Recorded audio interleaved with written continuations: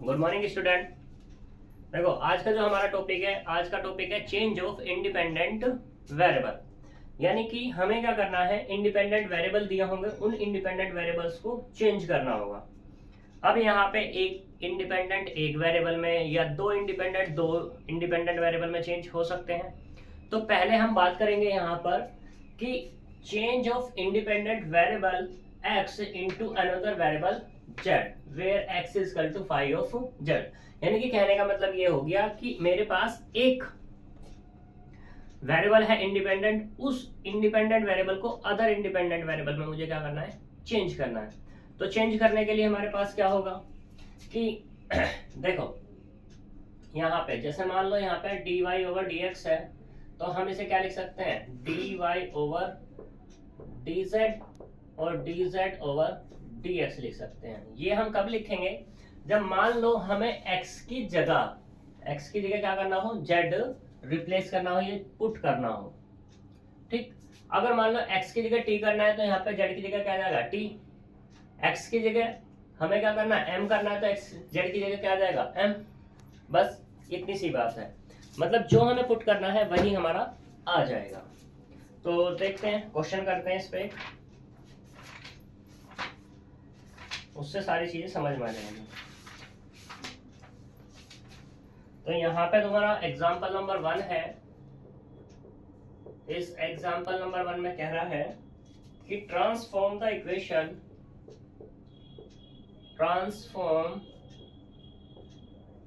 Equation x की power 4 d2y over dx square plus 2x की power 3 dy over dx plus n square y बराबर 0 bye substitution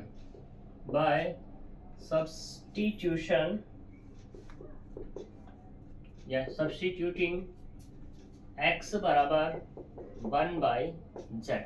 हमें x बराबर क्या put करना है, यहाँ पे 1/z पुट करना है, यानी कि x फंक्शन है किसका, z का। तो इस पे हमें बात करनी है। तो देखो यहाँ से सबसे पहले हम क्वेश्चन को देखेंगे। क्वेश्चन में हमें चाहिए क्या, x की power 4 d2y over dx square plus 2x की power 3 dy over dx plus n square y। तो y अपनी जगह फिक्स रहेगा, x से x की वैल्यू हम वो उठा करके रख देंगे। यहाँ पे सिर्फ हमें चाहिए कौन, d2y ओवर dx स्क्वायर और dy ओवर dx, ये हमें यहाँ पर चाहिए।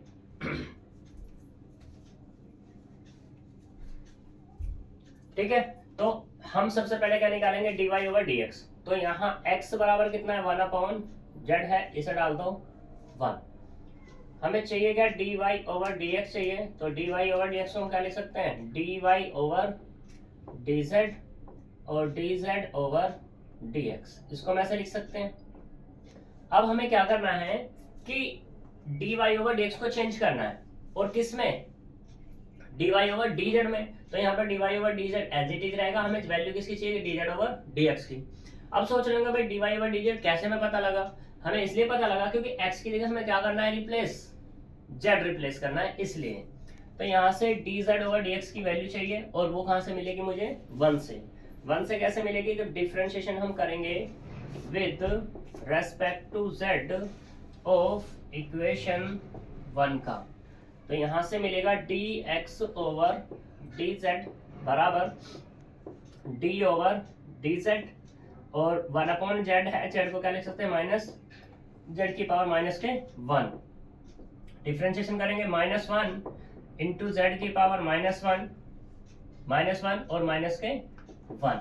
ठीक है, अब ये हमारे पास मिला -1 z की पावर माइनस के 1। यहाँ तक कोई दिक्कत है, ठीक है। अगर दिक्कत नहीं है तो कितना मिल जाएगा यहाँ से हमारे पास, ये मिल जाएगा -1/z का स्क्वायर। ठीक, अगर यहाँ पे चाहिए मुझे dz ओवर dx, तो इसको हम कैसे लिख सकते हैं, रिवर्स कर दो, dz ओवर dx बराबर माइनस के z का स्क्वायर हो जाएगा। इसे डाल दो इक्वेशन नंबर 3। अब इस इक्वेशन नंबर 3 को यूज कर लो किसमें, यूजिंग इन 2। जैसे ही 2 में यूज करेंगे तो यहाँ पे क्या मिलेगा, dy ओवर dx बराबर dy ओवर dz इंटू में माइनस के z का स्क्वायर, या इसको हम ऐसा लिख सकते हैं माइनस का z square dy over dz, इसे डाल दें क्वेश्चन नंबर 4। ठीक, अब यहाँ देखो हमें चाहिए क्या, dy ओवर dx तो निकल गया हमारा, कितना निकला, dy ओवर dx निकला ये।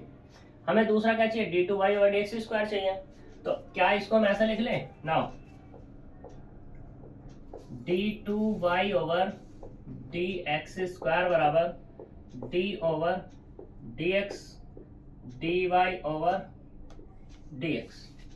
ठीक, अब इसको हम कैसे लिख सकते हैं, क्योंकि dy ओवर dx की हम वैल्यू अगर पुट करेंगे यहाँ पे तो वो कितनी आएगी, माइनस के यहाँ से माइनस के z square dy over dz। अब फंक्शन अंदर हमारा z का और रेस्पेक्ट में किसके, x के, तो हम इसे ऐसे लिख लें d ओवर dz, जैसे हमने ये लिखा था पहले, माइनस के z square dy over dz into में dz ओवर dx। कोई दिक्कत, अब इसकी तो वैल्यू हमारे पास है ऑलरेडी dz ओवर dx की, इसकी नहीं है, तो इसकी वैल्यू को हम निकालेंगे कैसे, डिफरेंशिएट करके। तो फर्स्ट इंटू सेकंड लगाओ यहाँ पर, माइनस के z square d over dz dy over dz, minus करके dy ओवर dz को छोड़ेंगे, इसका करना है d ओवर dz का z स्क्वायर का करना है z के रेस्पेक्ट में, और dz ओवर dx की वैल्यू कितनी है यहाँ से, माइनस के z स्क्वायर, ये हमने लिख दिया, equal to minus z square, ये कितना हो जाएगा d2y over dz square minus dy over dz, इसका डिफरेंशिएशन करेंगे तो कितना आएगा, 2z आ जाएगा, और यहाँ से कितना मिला, माइनस के z का स्क्वायर। ठीक, इसको अंदर ऑपरेट कर देंगे तो कितना हो जाएगा, z की power 4 d2y over dz square plus 2z की पावर 3 dy ओवर dz, इसे डाल देंगे हम कितनी, इक्वेशन नंबर 5। अब हमारे पास क्या मिल गया, ये मिला हमें d2y ओवर dx स्क्वायर भी मिल गया, और dy ओवर dx भी हमें यहाँ पर मिल गया। तो हमें ट्रांसफॉर्म किसको करना है, इसको, तो इसको अब उठाएंगे हम यहाँ से इक्वेशन को, तो देखो ना,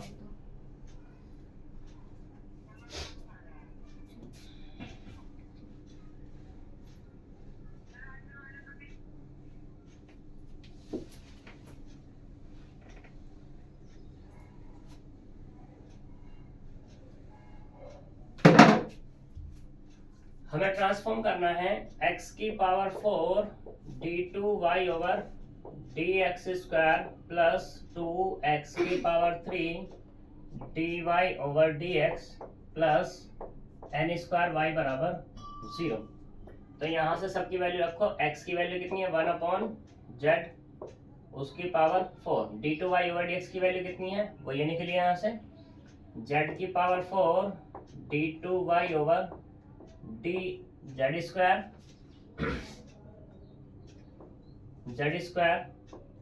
प्लस 2z की power 3 dy over dz plus 2x की वैल्यू रखो 1 अपॉन z, उसकी power 3 dy over dx, dy over dx कितना निकला, माइनस के z square dy over dz और plus n square y as it is हमारे पास।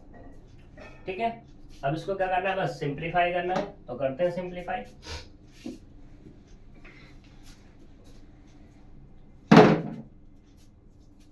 देखो इसको अंदर ऑपरेट कर दो, 1 अपॉन जेड की पावर 4 है तो कितना आएगा, 1 अपॉन जेड की पावर 4 मल्टीप्लाई करेंगे जेड की power 4 d2y over dz square plus 2z की पावर 3 अपॉन z की पावर 4 dy ओवर dz ऐसे ये वाला माइनस जेड स्क्वायर 2 भी है साथ में अपॉन में जेड की पावर 3 और ये D Y over D Z plus N square Y बराबर 0।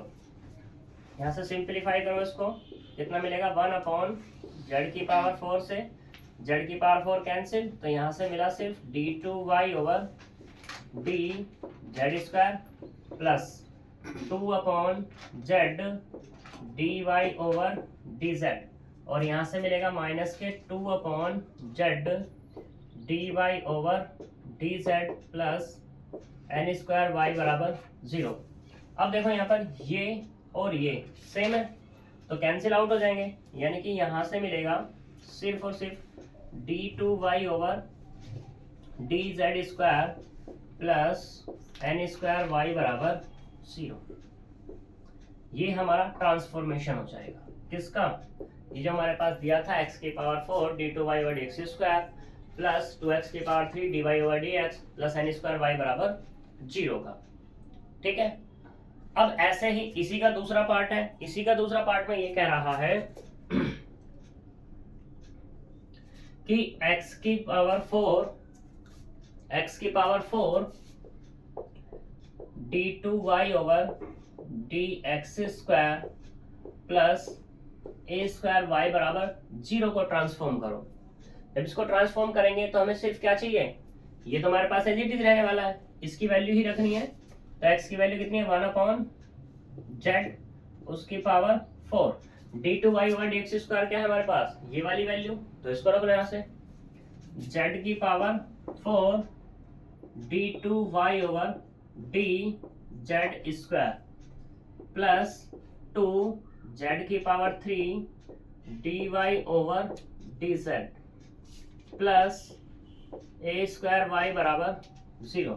अंदर मल्टीप्लाई करेंगे तो ये होगा z की पावर 4 अपॉन z की पावर 4, यहाँ से d2y over D Z square plus 2 z की पावर 3 अपॉन z की पावर 4 और ये वाला dy over D Z plus ए स्क्वायर वाई बराबर 0। जो कैंसिल हो रहा है उसे कैंसिल कर लो, जो एज इट इज है उसका एज इट इज रखो d2y over D Z square plus 2 upon Z D Y over D Z plus ए स्क्वायर वाई बराबर 0। ठीक है, सही, तो ये निकला। अब यहाँ पे एक इम्पोर्टेंट बात ये है कि इम्पोर्टेंट इसमें कि मान लो कोई बच्चा ये सोचने लगे भाई पहला क्वेश्चन हमने देखा, पहले क्वेश्चन में क्या था, इस इक्वेशन में कितनी टर्म्स थी 1 2 3 टर्म है और आंसर में कितनी मिली मुझे 2। तो वो सोचेगा भाई ज्यादा टर्म्स को कम टर्म्स में कन्वर्ट हो जाता है हमारे पास अगर रिप्लेस करते हैं तो किसी को इंडिपेंडेंट वेरिएबल को। ठीक है, कोई दूसरा ये सोचेगा यार पहले ये था 2 टर्म्स थी अब की बार 3 टर्म्स बन गई। ठीक है, तो कोई ये भी सोचने लगेगा कि भाई कम से ज्यादा बन रहा है। तो यहाँ पे ऐसा कुछ नहीं है कि कम से ज्यादा बनेगा या ज्यादा से कम बनेगा, वो क्वेश्चन के ऊपर डिपेंड करता है कि क्वेश्चन में क्या कैंसिल हो रहा है क्या कैंसिल नहीं हो रहा है। तो कम से ज्यादा भी टर्म्स बन सकती हैं और ज्यादा से कम भी टर्म्स बन सकती है, और ऐसा भी हो सकता है कि सेम टर्म भी हमारी रह सकती हैं। ठीक है, तो यहाँ पे ये क्या है तुम्हारा 1 इंडिपेंडेंट वेरिएबल चेंज करने की बात है। अब यहाँ पे एक क्वेश्चन और देख लेते हैं यहाँ पर हम, तो कैसा हो सकता है, जैसा मैंने बात करी है, एक एग्जांपल नंबर 6 लेते हैं। मैंने कहा कि सेम भी यहाँ पे रह सकता है। एग्जांपल नंबर 6 में कह रहा है सेम क्वेश्चन है, डिक्टो वही बात है, सारी की सारी x बराबर 1/z ही पुट करना है। बस यहाँ पे क्या है कि एग्जांपल नंबर 6 में, एग्जांपल नंबर 6 है, इसमें x की पावर 4 की जगह कितना x की पावर 2 है प्लस x की पावर 3 की जगह x की पावर ओनली 1 है। ठीक, x square d2y over dx square plus x और यहाँ पे क्या है सिर्फ हमारा y है। तो देखते हैं यहाँ पे हमारी टर्म्स क्या मिलती है। तो X square as it is रहेगा, यानी कि इसकी पावर अब कितनी हो जाएगी, यहाँ पर ये वाली हो गई हमारी 2, ये वाली पावर कितनी हो गई 1 और ये वाला कितना हो गया 5। ठीक है, ऐसे यहाँ पे इसकी पावर 2 हो जाएगी dy/dx, और d2y/dx वही निकलेंगे जो हमारे पहले निकले थे, उसमें कोई चेंजेस नहीं आएगा। क्यों नहीं आएगा? क्योंकि x बराबर 1/z ही पुट करना है इस क्वेश्चन में, ठीक है। तो इसे भी यहां से कैंसिल कर दो और यहां से भी इसको हटा दो, ठीक है जी। जब हमने हटाया यहाँ पर तो यहां से कितना हो गया, x की पावर ये वाला हो गया 2, ठीक। यहां पर भी x की पावर 2, यहां पे क्या हो जाएगा, x 1 है, सॉरी x की पावर नहीं z की पावर है, यहाँ पे पावर 1 है तो पहले तो 2 कैंसिल होगा इसका, ठीक। ये तो अपना एज इट इज रहने वाला, ये यहाँ पे क्या बन जाएगा 1, और ये वाला भी क्या हो जाएगा यहाँ से हमारा हट जाएगा, कोई डाउट। अब यहाँ पे z की पावर 4 है अपॉन z², तो कितना मिलेगा यहाँ से, z की पावर 2 मिल जाएगा। ऐसे यहाँ पे z की पावर 2 है, z की पावर 3 है, तो यहाँ से क्या मिल जाएगा अपने को, अब ये हो जाएगा हमारे पास 2z, ठीक। अब इस वाले में z में से z कैंसिल आउट हो जाएगा, तो यहाँ से क्या मिलेगा अपने को, सिर्फ z, और n तो यहाँ से हमारा चला ही जाएगा, सही। यहाँ 2z है, यहाँ पे z है, तो कितना मिलेगा, सिर्फ एक z।